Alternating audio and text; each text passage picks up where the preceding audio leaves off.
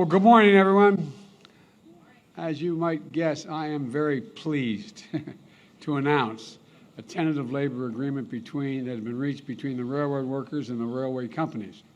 This agreement is a big win for America and for both, in my view. I want to thank the lead negotiators from the labor movement, the Brotherhood of Locomotive Engineers, the trainmen, International Association of Sheet Metal and Air and Rail and Transportation Workers Union, and the other labor unions engaged.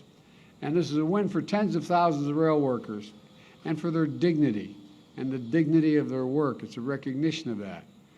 During these early, dark, uncertain days of the pandemic, they showed up so every American could keep going. They worked tirelessly through the pandemic to ensure that families and communities got the deliveries they needed during these difficult few years. And because of the labor agreement, those rail workers will get better pay, a 24% wage increase over the next 5 years, improved working conditions, peace of mind around their health care by capping the cost that workers will have to pay. And it's about the right to go to a doctor or stay healthy and to make sure you're able to have the care you can afford. It's all part of this agreement. They earned and deserve these benefits. And this is a great deal for both sides, in my view. The agreement is also a victory for railway companies. And I want to thank the lead negotiators from the National Railway Labor Conference and our major rail companies. These companies also played a critical role in keeping America moving during the pandemic, and that's not hyperbole, it's a fact. With this agreement, railroad companies will be able to retain and recruit workers. They'll be able to continue to operate effectively as a vital piece of our economy. They're really the backbone of the economy. I have this visual image of rails being the backbone. I mean, literally, the backbone of the economy. So I thank the unions and the rail companies for negotiating in good faith. They've been up for 20 straight hours to that negotiation and for sticking with it, especially over the last few days. In fact, the negotiators here today, I don't think they've been to bed yet, so I don't want to keep this very long, and they're having to stand besides.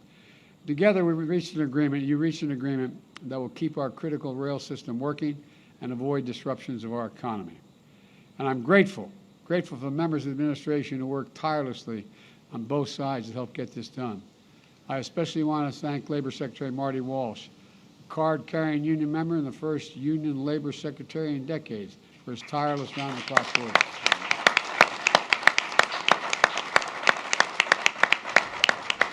This agreement is validation of what I've always believed.